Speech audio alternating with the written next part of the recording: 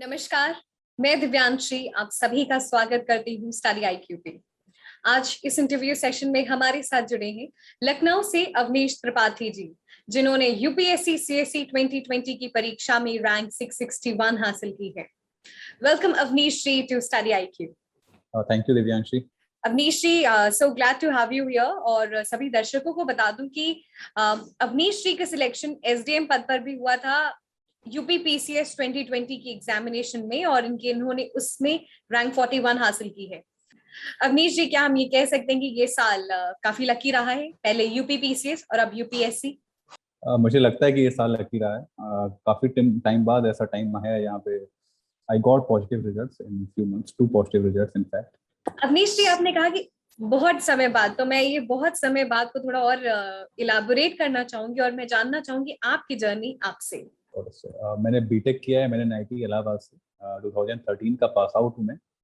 13 से 14 मैंने Indraprastha gas limited में as a graduate engineer training काम किया।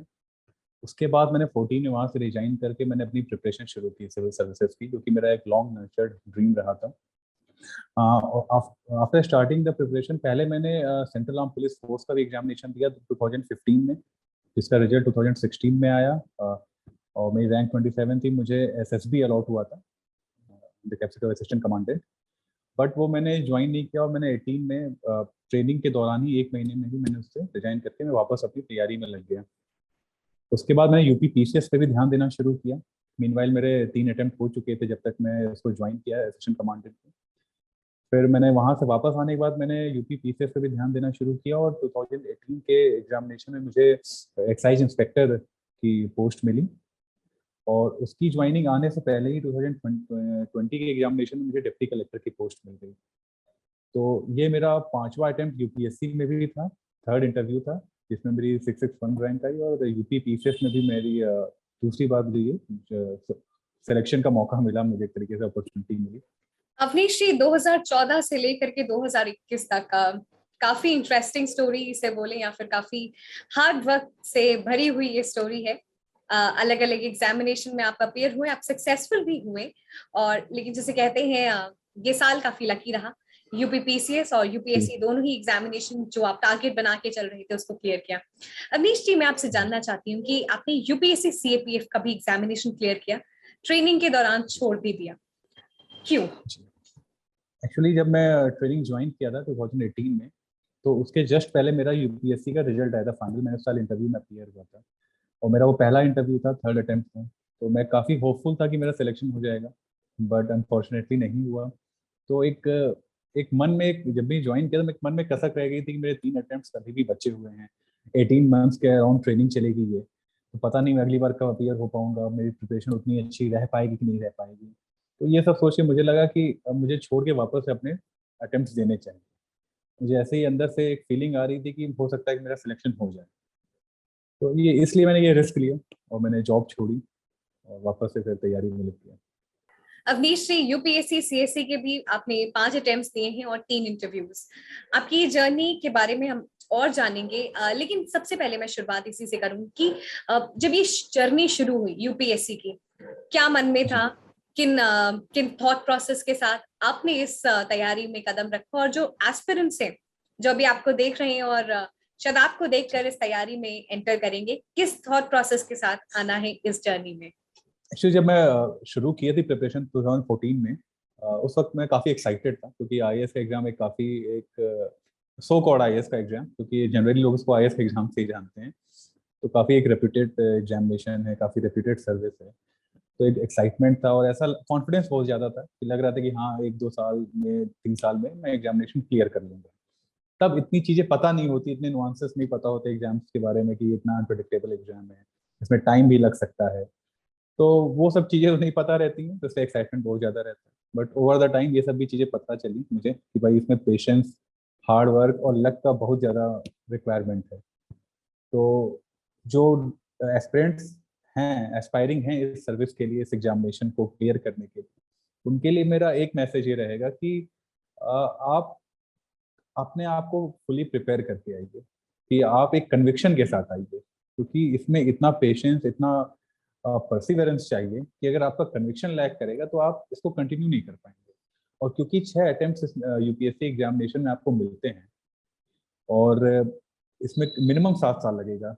हर साल अगर आप क्या नाम है एग्जाम देते हो तो 6 अटेम्प्ट पूरा करने में 7 साल लगेगा। तो आदमी का पहले अटेम्प्ट में भी सिलेक्शन हो सकता है और 6 अटेम्प्ट में भी सिलेक्शन हो सकता है, या हो सकता है 6 में भी ना हो पाए। तो आदमी को इसलिए अपने आप को पूरा मजबूत करके आना चाहिए कि हाँ जितना भी टाइम लगेगा मैं उसमें टिका रहूंगा, मैं लगा रहूंगा।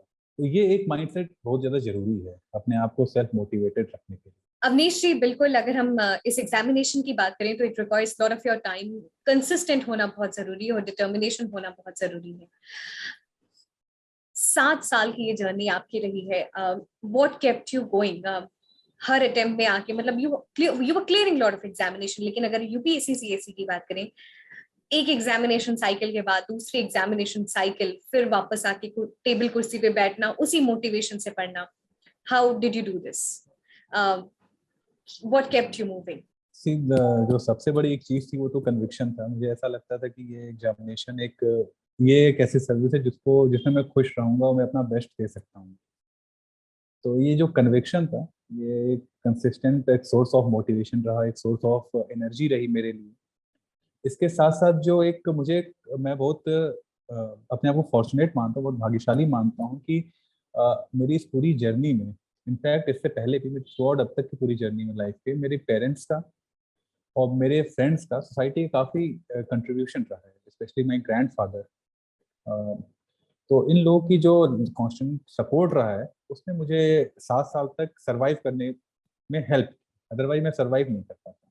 जितनी बड़ी ये जर्नी है उतनी ही बड़ा आपके सपोर्ट सिस्टम भी होना चाहिए, और अवनीश जी के केस में वो सभी चीजें काम की। अवनीश जी, अब मैं आपकी जर्नी में ये 5 अटेम्प्ट्स थी, किस तरीके से एग्जामिनेशन को अप्रोच करना है, एग्जामिनेशन को समझना कैसे है? ये एग्जामिनेशन जो है ये ऐसा डिजाइंड है कि आपको कंसिस्टेंट इंट्रोस्पेक्शन अपना करते रहना चाहिए। कभी कभी ऐसा होता है कि यूपीएससी की जो डिमांड्स होती हैं, स्पेशली जो आपके मेंस और इंटरव्यू की होती हैं, वो कुछ कुछ लोगों में बाई नेचुरली होती हैं, तो पहले दूसरे अटेम्प्ट में दे गेट सक्सेसफुल। बट कुछ लोगों को ये अपने अंदर डेवलप करनी पड़ती है। तो असली चैलेंज उनके लिए जिनको ये अपने अंदर डेवलप करना पड़ता है। तो इसके लिए आदमी को एक थ्रू आउट अपना इंट्रोस्पेक्शन करते रहना चाहिए कि आप किस डायरेक्शन में पढ़ाई कर रहे हैं, जो रिक्वायर्ड है वो पढ़ रहे हैं नहीं पढ़ रहे हैं, जो आंसर में रिक्वायर्ड है, जो अप्रोच रिक्वायर्ड है, जो कंटेंट रिक्वायर्ड है, जो मेंटालिटी रिक्वायर्ड है, वो आप एग्जिबिट कर पा रहे हैं कि नहीं कर पा रहे हैं। इंटरव्यू में जो क्वालिटीज आपको एग्जिबिट करनी चाहिए सिलेक्ट होने के लिए, क्या वो आप क्वालिटीज एग्जिबिट कर पा रहे हैं कि नहीं कर पा रहे हैं। तो इन शॉर्ट अगर मुझे कहना होगा तो ये जो थ्रू आउट जो जर्नी है इस एग्जामिनेशन की, वो एक मोस्ट ऑफ द पीपल के लिए, जो मोस्ट ऑफ द कैंडिडेट्स हैं जो दूसरे तीसरे अटेम्प्ट में नहीं सिलेक्ट हो पा रहे हैं, थोड़ा उनको डिले हो जा रहा है, उनके लिए एक सेल्फ डिस्कवरी की जर्नी है। You have to be keep on improving yourself, you need to be keep on discovering yourself, your weaknesses, your strength. And I think जो ये कर ले जाता है और जिसके साथ ये लक फैक्टर भी एक बहुत बड़ी चीज रहती है, तो they get to clear the examination. Discovering yourself during the process of examination or self introspection, this is what exactly this examination demands. और अगर आप इन दोनों में सक्सीड हो गए, आप खुद को पहचान गए, तो ये एग्जामिनेशन आप बिल्कुल क्रैक कर सकते हैं। अवनीश जी, अब मैं आती हूँ जो प्रॉपर मेंस और प्रीलिम्स की हम जो स्ट्रैटेजी की बात करते हैं उसको कैसे चॉप आउट करना है, क्योंकि हम दिन पे दिन जो प्रीलिम्स है वो और ट्रिकी होता जा रहा है, मेंस की रिक्वायरमेंट अलग है। आपने कहा कुछ लोगों में ये इनबिल्ट होती हैं, कुछ को 2-3 अटेम्प्ट में समझना पड़ता है। ये आप अपने एक्सपीरियंस से हमारे साथ शेयर करें। प्रीलिम्स और मेंस में स्ट्रेटजी का थोड़ा डिफरेंस होता है, हालांकि most of the thing every I mean including the strategy and the content काफी कुछ सिमिलर होता है, बट थोड़ा सा डिफरेंस होता है। जैसे प्रीलिम्स आज की डेट में जिस तरीके से यूपीएससी इवॉल्व कर रहा है अपने आप को प्रीलिम्स एग्जामिनेशन में, उसमें जो वर्ड जनरल अवेयरनेस है, जो जनरल स्टडीज है, वो एग्जैक्ट वही हमको करना है। मतलब हमको एक्यूमुलेटेड नॉलेज का यूज करना है अपने ऐसे एग्जामिनेशन में, प्रीलिम्स में। जैसे कि 20 में भी ऐसा पेपर आया, 21 में भी लास्ट पिछले कल जो ऐसा ही कुछ पेपर था, जिसमें आपकी एक्यूमुलेटेड नॉलेज और एक्यूमुलेटेड अंडरस्टैंडिंग काम करेगी, ना कि आपका मगअप करना करंट अफेयर्स को या सब्जेक्ट को। आपकी जो डाइवर्सिफाइड रीडिंग होती है इस पूरे प्रोसेस में, आप कई सारी बुक्स पढ़ते हैं, कई सारे सोर्स पढ़ते हैं इंटरनेट से, न्यूज़पेपर से वगैरह वगैरह, तो उसकी जो एक्यूमुलेटेड अंडरस्टैंडिंग होती है वो आपको अप्लाई करना होता है प्रीलिम्स एग्जामिनेशन में, स्पेशली लास्ट के 2 एग्जामिनेशन में ऐसा देखने को मिल रहा है। उसके पहले क्या था कि आप डेफिनेट सोर्स को पढ़ के जाइए, स्टैंडर्ड बुक्स हैं, स्टैंडर्ड सोर्सेस हैं, उनको पढ़ लीजिए, तो उनसे बहुत ज़्यादा एक्सपेक्ट किया जा सकता था कि आप प्रीलिम्स क्लियर कर लेंगे, बट लास्ट के 2 बार से ऐसा देखने को नहीं मिल रहा है। सेकेंडली जब मेंस की बात आती है तो मेंस में आपको भी सिमिलर ऐसा कुछ प्रोसेस रखना पड़ता है। आपकी जो एक्यूमुलेटेड अंडरस्टैंडिंग है, नॉलेज है सब्जेक्ट को लेकर, उस टॉपिक को लेकर, वो काम आती है। तो जनरली एक चीज जो लोग आजकल नहीं करते हैं या गलती कर रहे हैं, उसको भूल जा रहे हैं, वो है न्यूज़पेपर रीडिंग। मुझे ऐसा लगता है कि न्यूज़पेपर पढ़ना इम्पोर्टेंट वापस से हो गया। बीच में ऐसा टाइम आया था जब लोग डिफरेंट सोर्सेज से करंट अफेयर्स के इंटरनेट पर अवेलेबल थे, मार्केट में अवेलेबल थे, उससे लोग इसको तैयार कर लेते थे। बट अब मुझे लग रहा है कि थोड़ा सा न्यूज़पेपर की जो वाइड रीडिंग होती है वो इसमें हेल्पफुल कर होती है। आप उससे नोट्स बनाइए, अपने तरीके से नोट्स बनाइए, अपने तरीके से उसको आप सॉर्ट आउट करिए, कैटेगराइज करिए। तो ये एक बहुत इंपॉर्टेंट हो चुका है। दूसरा, आप मेंस का आपका जो सिलेबस है, जो उसके टॉपिक्स हैं, सब टॉपिक्स हैं, वो आप उसकी आपको क्लैरिटी होनी चाहिए और आपको याद होनी चाहिए एटलीस्ट मोटा मोटा कि भाई हाँ ये सिलेबस है, ये टॉपिक्स हैं। उसको आप जाने बिना अगर मेंस एग्जामिनेशन में जाएंगे तो फिर वो आपके अगेंस्ट जा सकता है। तीसरा, आपकी जो आंसर राइटिंग प्रैक्टिस होती है मेंस में, वो आपको कंसिस्टेंटली करती करती करती रहनी पड़ेगी। और उसमें भी आंसर राइटिंग में भी जो बात अभी मैंने कहा था कि एक इवोल्यूशन है, एक अपने आप को डेवलप करना होता है। आपको कंसिस्टेंटली अगर आप नहीं कर पा रहे मेंस में अच्छा, लगातार आपका मेंस नहीं क्लियर हो रहा है, तो आपको एक कहीं ना कहीं देखना पड़ेगा कि भाई आखिर मतलब गलती क्या हो रही। तो आपको कई सारे लोगों के जो, स्पेशली जो मैं करता था कि जो पास्ट ईयर कैंडिडेट्स जो सक्सेसफुल थे उनके मैं आंसर राइटिंग थी, कॉपीज थी, उनको मैं देखता था, कोशिश करता था कि मैं देखूं कि जो 4-5 सेलेक्टेड कैंडिडेट्स हैं, 6 कैंडिडेट्स हैं, उनमें आखिर कॉमन क्या है, जिससे कि मतलब वो लोग अच्छे मार्क्स ले आ पाए। क्योंकि जनरली क्या होती है, हमारी अपनी खुद की स्टाइल होती है और हमको दूसरे की स्टाइल नहीं कॉपी करनी चाहिए। लेकिन एक कुछ तो कॉमन होता है सब में, जो जितने भी लोग सिलेक्टेड होते हैं जिनके मार्क्स अच्छे आते हैं, कुछ तो कॉमन होता है जो यूपीएससी जिसके बेसिस पे उनको मार्क्स देती है। तो ये जो हमको ये कंसिस्टेंटली ये करते रहना चाहिए, पता करते रहना चाहिए बाकी ऐसी वो कौन सी कॉमन चीज है जो सिलेक्टेड लोगों में है और हम में नहीं है। तो ये कंसिस्टेंट प्रैक्टिस से आती है। एंड इसके अलावा जो एक सबसे इम्पोर्टेंट चीज है वो है पेशेंस और हार्ड वर्क। हार्ड वर्क तो खैर सब लोग करते ही हैं, पेशेंस भी सब लोग रखते ही हैं, बट ये होता है कि एक पेशेंस एक इंटरनल होता है। आपको अपने अंदर एक जो होता है ना कि एक बेपरवाही और एक प्रेशर के बीच में आपको एक ऑप्टिमम बैलेंस बनाना होता है। आप पूरी तरीके से केयरलेस भी नहीं हो सकते, अब आप बहुत ज्यादा एंजाइटी में भी नहीं आ सकते, क्योंकि वो चीजें कहीं ना कहीं आपको पता नहीं होता बट आपकी आंसर शीट्स पे और आपके इंटरव्यू में रिफ्लेक्ट हो जाती है। और ये मेरे साथ हो चुका है पिछले एक आध अटेम्प्ट में। जो मेरी एंजाइटी है और इम्पेशंस वो रिफ्लेक्ट हो जाता है। तो आप अपने आप को शांत भी करते रहना पड़ेगा, पूरे टाइम आपको शांत रहना पड़ेगा। आपको ये मानना पड़ेगा कि भाई ये जो एग्जामिनेशन है ये, इसका प्रोसेस यही है, ये लंबा है और ऐसा ही है, और ये जितने लोग सेलेक्ट हैं वो इसी प्रोसेस के थ्रू गए, कोई शॉर्टकट नहीं। तो मुझे लगता है कि ये आप, I mean I can, I have nothing more to add to this all. I think एक स्टूडेंट्स की जरूरी है। अवनीश जी, अभी आपने बहुत ही इंपॉर्टेंट पॉइंट बोला है कि यूपीएससी सीएससी जो एग्जामिनेशन है वो कंटिन्यूअसली इवॉल्व कर रहा है, उसके साथ साथ आपको भी इवॉल्व करना पड़ेगा। एक्यूमुलेटेड नॉलेज का एप्लीकेशन बहुत जरूरी है, और बहुत बार ऐसा होता है कि जो एस्पिरेंट्स होते हैं वो सारी चीजें पढ़ तो लेते हैं लेकिन वो उसको अप्लाई नहीं कर पाते। तो ये जो अंडरस्टैंडिंग है, जो ये डिस्क्रिप्शन आना है, वो किस तरीके से डेवलप होगा। बिल्कुल हम कहते हैं जितना ज्यादा क्वेश्चन पे प्रैक्टिस करें, बट अगर हम प्रीलिम्स 21 का पेपर देखें तो बहुत ज्यादा understanding about the topic was required. ये प्रैक्टिस एक तरीका है, but again I will say कि प्रैक्टिस किस सोर्स से। जनरली लोग 30, 35, 40 टेस्ट लगा लेते हैं जितने भी मार्केट में अवेलेबल हैं। आई थिंक उससे बेटर ये होता है कि आप पास्ट ईयर के पेपर्स को एनालाइज करिए। आप 20-25 ईयर्स के पेपर्स जो उनको लाइए और उनके जो ऑथेंटिक आंसर्स हैं, आप कई बार होता है कि बहुत सारे पब्लिकेशन होते हैं जिसमें ऑथेंटिक आंसर्स नहीं होते, गलत आंसर्स होते हैं। अब किसी ऐसे पब्लिकेशन को पकड़िए जिसमें ऑथेंटिक आंसर्स हैं और आप पास्ट ईयर के पेपर्स को लगाइए, और आप एक बार, दो बार, तीन बार, चार बार लगाएंगे तो आप अल्टीमेटली आपके सबकॉन्शियस माइंड में वो पैटर्न फिट हो जाएगा। तो आप फिर उसी डायरेक्शन में सोचने लगेंगे। तो जो आपकी जो एक्यूमुलेटेड नॉलेज की जो एप्लीकेशन है वो इसी से आएगा कि प्रैक्टिस होनी चाहिए, but in the right direction and in the right form.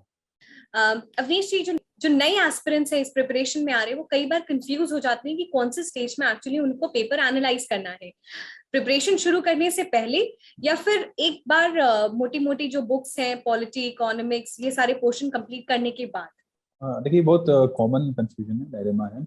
और एक्चुअली जो पहली बार जो अपियर होते हैं उनके पास एक साल का भी टाइम कम पड़ जाता है कि भाई आप एक साल तो सिलेबस कंप्लीट करने में लग जाता है, आप एनालाइज कर करोगे पास्ट ईयर क्वेश्चन, तो काफ़ी जेन्युइन डाउट है। बट मुझे लगता है कि आपको इसमें यह है कि पहले एक बार मोटा मोटा कम से कम एक बार आप you should go through the syllabus. आप जितने स्टैंडर्ड बुक्स हैं वो एटलीस्ट एक बार आप पढ़ लें, भले आपको पूरी तरीके से आप उसको याद ना हो, कंसोलिडेट ना कर पाए, बट पढ़ लें। उसके बाद क्वेश्चन एनालाइज करेंगे तो ज्यादा फ्रूटफुल होगा। अदरवाइज अगर आपके पास बेसिक इन्फॉर्मेशन ही नहीं है तो आप एनालिसिस किस बात की करेंगे। अगर हम न्यूज़पेपर की बात करें, और आपने भी मेंशन किया कि बीच में ऐसा हो गया था कि लोग कंपाइलेशंस पे ज्यादा रिलाई करते थे और न्यूज़पेपर कहीं ना कहीं पढ़ना बंद कर दिया था, न्यूज़पेपर को किस तरीके से पढ़ना है, उनका एप्लीकेशन समझ किस तरीके से यूज करना आना चाहिए। देखिए न्यूज़पेपर्स अगर आप पढ़ना शुरू करेंगे तो देखिए हर आदमी की अपनी पढ़ने की तरीका होता है, हर आदमी का अपना लर्निंग स्टाइल होता है। तो अगर आप पढ़ना शुरू करेंगे तो आप एक डेढ़ महीने में आपको समझ में आने लगेगा कि भाई ये इंफॉर्मेशन या ये पर्टिकुलर चीज इंपॉर्टेंट नहीं है। जैसे पॉलिटिकल न्यूज है, पॉलिटिकल न्यूज जनरली पेपर्स में 20 to 30% पॉलिटिकल न्यूज होती है। तो पॉलिटिकल न्यूज आपको जरूरी नहीं है, उसको आप डिस्कार्ड कर सकते हैं। उसके बाद आपके पास आता है जैसे कोई नई स्कीम्स लॉन्च हो रही हैं, कोई नया इशू है, या फिर आपका जैसे फॉर्म बिल पे जो प्रोटेस्ट चल रहा है, या इसके अलावा और भी जो प्रोटेस्ट चल रहे हैं, कोई नई गवर्नमेंट स्कीम्स आ रही हैं, या फिर कोई नया प्रोजेक्ट गवर्नमेंट ने शुरू किया, नया कोई प्रोजेक्ट लॉन्च हुआ, इनॉग्रेशन हुआ, एडिटोरियल्स स्पेशली ये। और बिजनेस न्यूज इसलिए जरूरी है क्योंकि आपका जो इकोनॉमी के क्वेश्चंस बनते हैं वो मोस्टली उसका बेस इसी में होता है। क्योंकि भाई यूपीएससी तो मुझे नहीं लगता कि कोई और मटेरियल मार्केट का पढ़ती है। जो पेपर सेटर होते हैं वो इसी न्यूज़पेपर से ही, या किसी इंडियन एक्सप्रेस से, नहीं तो हिंदू से, नहीं तो जनसत्ता से, कहीं से ये क्वेश्चन बनाएंगे। तो ये सब चीजें जब आप पढ़ते रहेंगे तो आपको धीरे धीरे धीरे एक वही एक्यूमुलेट होता जाएगा। आपको मतलब एफर्ट नहीं लगाना, आपको ऐसा नहीं करना कि आप न्यूज़पेपर के हर आर्टिकल को, हर न्यूज को आप उसके नोट्स बना के याद करें। एक कोई न्यूज है तो कई दिन तक चलती रहेगी जनरली, तो वो धीरे धीरे धीरे आप उसके इंपॉर्टेंट पॉइंट्स लिख लीजिए, अपने पास रख लीजिए, बाकी धीरे धीरे आप पढ़ते रहिए, तो वो कहीं ना कहीं आपके अंदर एक्यूमुलेट होता चला जाएगा। उसके बाद जब आप किसी एक कंसोलिडेटेड सोर्स से पढ़ेंगे, मैं ये नहीं कह रहा हूँ कि करंट अफेयर्स आप बिल्कुल कंसोलिडेटेड मटेरियल से मत पढ़ें, लेकिन आप जब पढ़ेंगे ना तो आप उसको कनेक्ट कर लेंगे और आपको याद करने में आसानी होगी। न्यूज़पेपर आपका बेसिक सोर्स होना चाहिए एग्जामिनेशन के पॉइंट ऑफ टाइम पे, उसको तो बेसिक सोर्स आपको मानना ही है। अवनीश जी, अब मैं आगे बढ़ती हूँ। जो हम मैं ये आपसे जानना चाहती हूँ, 5 अटेम्प्ट 3 इंटरव्यू, इस अटेम्प्ट में क्या खास बातें थी, क्या क्रिटिकल पॉइंट्स आपने पहले अटेम्प्ट से रेक्टिफाई किया और इस अटेम्प्ट में तीनों ही स्टेजेस आप क्लियर किया? देखिए ऐसा कुछ ज्यादा कुछ चेंज तो नहीं लाया मैंने। एक्चुअली मैं हर बार ट्राई करता हूँ कि कुछ कुछ चीज़ें को चेंज करता रहूँ, और फॉर्चुनेटली ये चीज़ें फिट बैठ गई इस बार। बट मोटा मोटा मेरा अप्रोच वही रहता है, उसमें ज्यादा चेंज नहीं है। बस एक थोड़ा सा एक मेरे साइकी में एक चीज थी कि भाई इस बार मैं थोड़ा सा केयर फ्री हो गया था। लास्ट ईयर क्या था कि मैं सीएपीएफ छोड़ के आया तो पहली बार मेरा 19 वाला अटेम्प्ट, 18 का मैंने स्किप कर दिया, तो 19 का अटेम्प्ट मेरा पहला, सीएपीएफ छोड़ने के बाद पहला अटेम्प्ट था। तो मैं उसमें बहुत ज्यादा एंशियस था, मुझे लग रहा था कि मैं जितना भी मेरी नॉलेज है, जितना सब कुछ है, सब मैं उसमें आंसर्स में लिख दूँ ताकि एग्जामिनर लगे हाँ बहुत अच्छा कैंडिडेट है। बट ऐसा होता नहीं है, क्योंकि ये नॉलेज का गेम है, नॉलेज का एग्जाम ही नहीं है। आपको मतलब कोई एकेडमिशियन नहीं बनना, आपको एडमिनिस्ट्रेटर बनना है। तो ये वाली चीज मैंने इस बार कॉन्शियसली कोशिश की थी कि मैं बहुत ज्यादा इम्पेशेंट ना रहूँ, बहुत एंशियस ना रहूँ। ठीक है, अपना बेस्ट दूँ, जो रिक्वायर्ड है क्वेश्चन में उसकी रिक्वायरमेंट को समझ के उसको सिंपली, जितना सिंपल हो सके उतने सिंपल वे में अपने आंसर्स को प्रोजेक्ट कर दूं।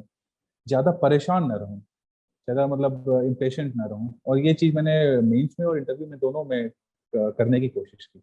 अवनीश जी, आपका ऑप्शनल सब्जेक्ट पब्लिक एडमिनिस्ट्रेशन था। पब्लिक एडमिनिस्ट्रेशन को कई बार होता है कि बहुत ही डाइवर्स थॉट प्रोसेस रहता है कि स्कोरिंग भी है, नहीं स्कोरिंग भी है, लेना चाहिए एग्जामिनेशन में इस्तेमाल है, मतलब अलग अलग ओपिनियंस हैं।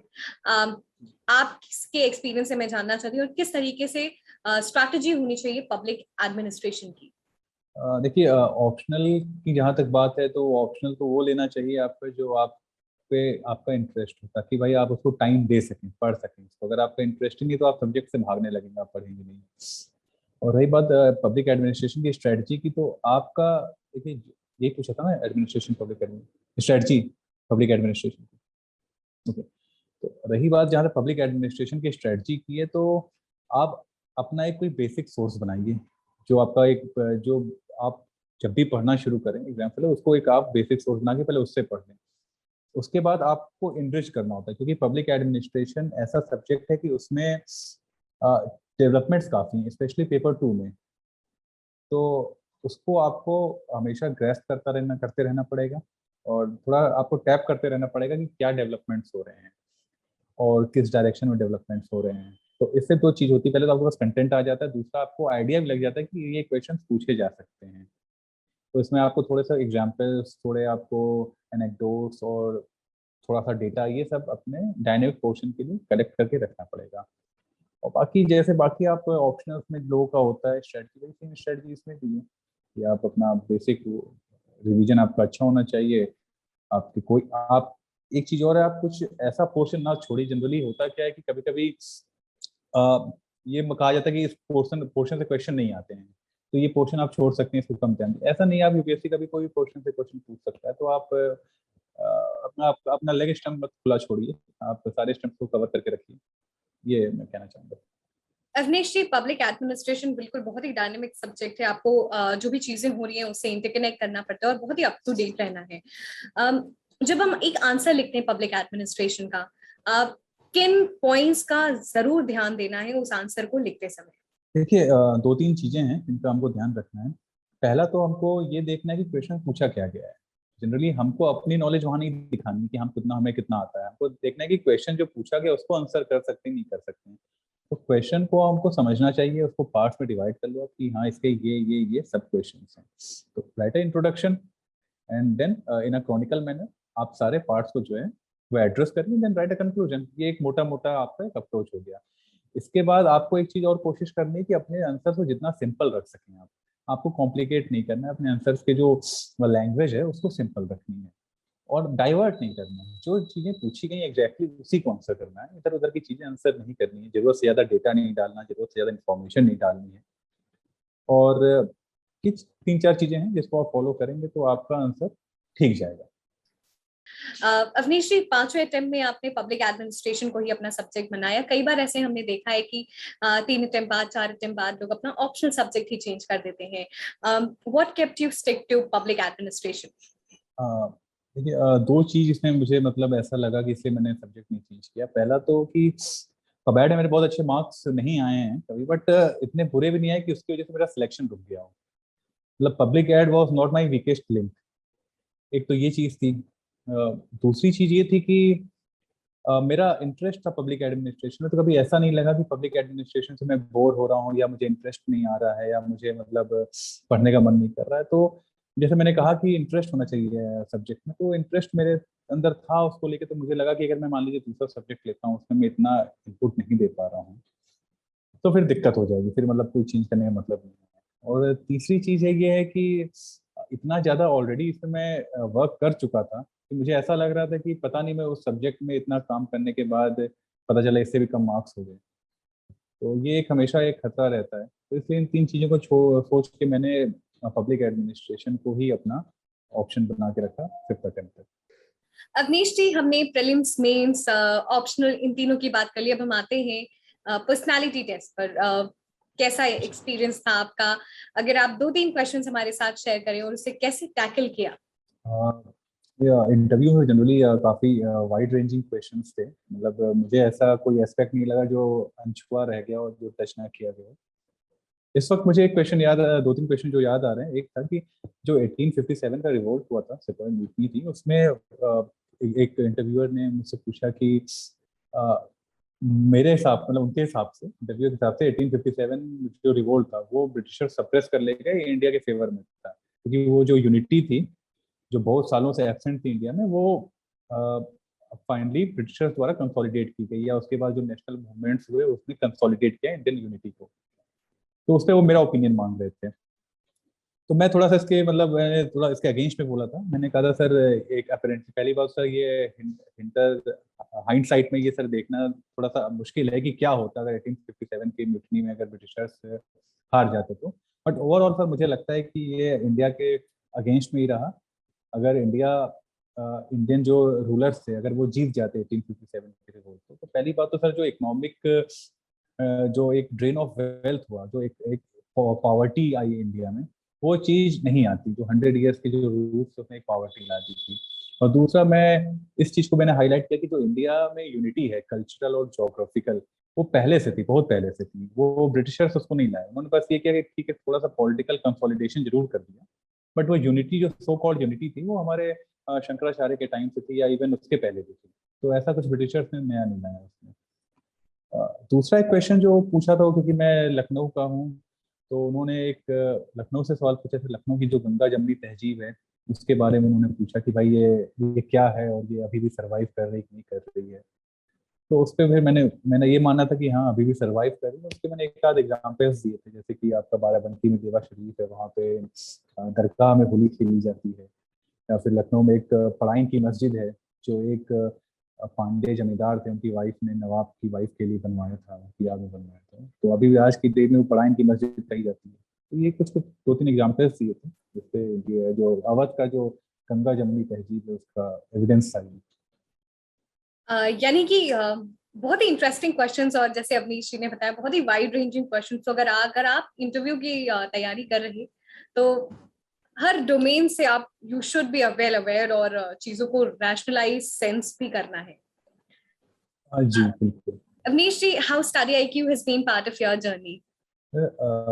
आई बिलीव स्टडी आईक्यू को जब मैंने पहली बार देखा, तो पहली बार मैंने 19 के इंटरव्यू के दौरान मैंने इसको देखा था, तो मुझे लगा कि बड़ा इवोल्यूशन मतलब रिवॉल्यूशनरी टाइप का ये कुछ मतलब कॉन्सेप्ट है कि आप डेली आप 10-10 15-15 मिनट की क्लिप्स डाल रहे हैं करंट अफेयर्स पे और बहुत इंसाइटफुल इन्फॉर्मेशन दे रहे हैं। तो मैंने 19 से ही इंटरव्यू से इसको फॉलो करना शुरू किया था। तो स्पेशली मैं 19 और 20 के इंटरव्यू में यूपी यूपीएससी दोनों के मैंने इसको डेफिनेटली फॉलो किया था। इसके अलावा मेंस के दौरान भी जो कुछ कुछ इश्यूज थे जो काफी कॉम्प्लिकेट हो चुके थे, जैसे फॉर्म बिल था उसमें बहुत सारी बातें आ रही थी, भाई आखिर फार्मर्स क्यों प्रोटेस्ट कर रहे हैं, कौन सी डिमांड्स एग्जैक्टली हैं जिस पे वो कंट्रोवर्शियल है, जिस पे फार्मर्स नाराज हैं। तो ये सब चीजें थी जो मैं मतलब स्टडी आईक्यू में ही मुझे क्लियर किया। इसके बियॉन्ड भी कुछ कुछ चीजें हैं जो मतलब लोग फॉलो करते हैं, बट अनफॉर्चुनेटली मैंने उसको नहीं फॉलो किया। मेरे लिए मतलब इतने में ही एग्जाम में इंटरव्यू वाले स्टेज में ही काफी हेल्पफुल रहा स्टडी है। अवनीश जी, वी आर वेरी ग्लैड कि हम आपकी सक्सेस स्टोरी का हिस्सा बन सके, और हमें बहुत खुशी है कि आपने अपनी यूपीएससी सीएससी की जो जर्नी है हमारे साथ शेयर की। 5 अटेम्प्ट्स में जो भी आपने सीखा, जो भी रिफ्लेक्ट किया अपने 5th अटेम्प्ट में, उसको हम सभी के साथ शेयर किया। बहुत बहुत धन्यवाद, और पूरी टीम की तरफ से आपको ढेर सारी शुभकामनाएं। Thank you Divyansh.